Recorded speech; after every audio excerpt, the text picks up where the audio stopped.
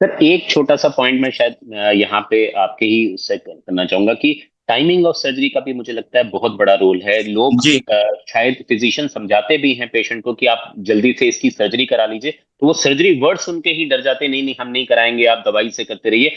और फिर मैंने देखा भी है कि सर हमारी हमारी स्लाइड्स भी हैं हमारे पास कि इनिशियल हमारे पास आए बड़ी आराम से दूरबीन की सर्जरी करके वो पेशेंट ठीक हो जाते हैं, और एंड तक आते आते अगर बहुत लेट हो जाए तो कई बार हमें वो पसलियां तक काटनी पड़ जाती हैं। तो जी ये टाइमिंग के बारे में थोड़ा सा सर जी। बताएंगे?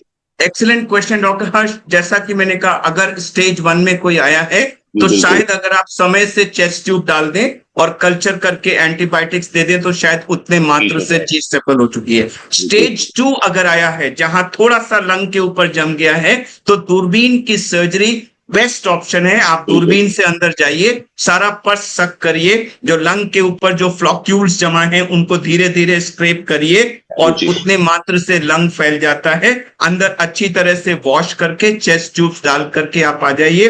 Patients make excellent recovery. बिल्कुल। अगर बिल्कुल। स्टेज 3 आ गया है जहां लंग कोलैप्स्ड है, उसमें भी अगर आप समय से सर्जरी कर दें, लंग को पूरा डिकॉर्टिकेट कर दें। और यहां पर प्रॉब्लम आती है कि बहुत सारे लोग जो ऑपरेट करते हैं वो डिकॉर्टिकेशन नहीं करते, वो जी। केवल रिमूवल ऑफ पस करते हैं। डिब्राइडमेंट। पस जी को बिल्कुल। निकाल देते हैं, जिसको हम डिब्राइडमेंट कहते हैं। बिल्कुल। वो बिल्कुल। उस लेयर को नहीं निकालते, लंग नहीं एक्सपैंड होता, और फिर वो एंटीबायोटिक पे एंटीबायोटिक दिए जाते हैं तो बिल्कुल। वो नहीं बिल्कुल। होता है।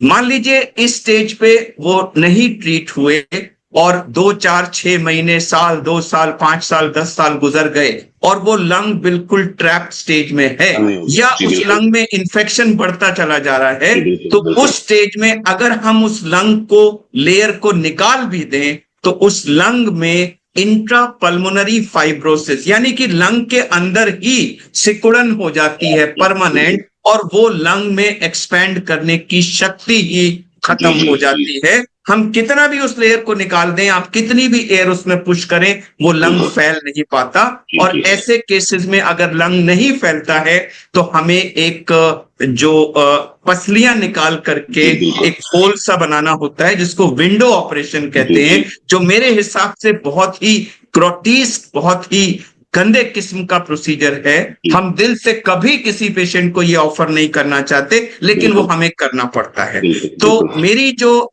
सभी पेशेंट से अगर मैं एक मैसेज दूं कि अगर आपको एम्पाइमा है, अगर ये एम्पाइमा बन गया है और आपके पल्मोनोलॉजिस्ट या फिजिशियन ने कहा कि देखिए लंग ट्रैप्ड है, आप भी उनसे पूछ सकते हैं कि भाई एक्सरे दिखाइए, सीटी स्कैन दिखाइए, क्या इसमें लंग पूरा फैला है कि नहीं।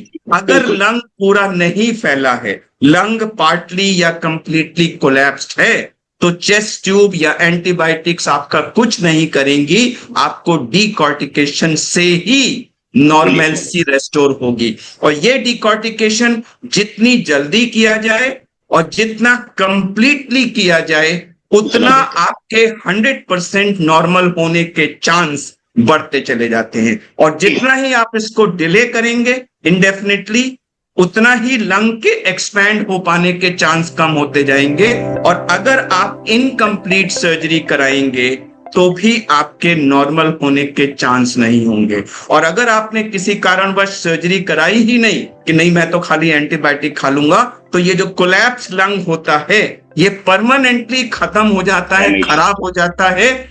उसका यंग एज पे कोई फर्क पता नहीं लगता। आप क्या होगे, हमारे पास आते हैं पेशेंट जिनका लंग कंप्लीटली कोलैप्स होता है, वो कहते हैं जी हमें तो कोई तकलीफ नहीं है। तकलीफ आज नहीं है क्योंकि आप यंग हैं और आपका ऑपोजिट लंग नॉर्मल है।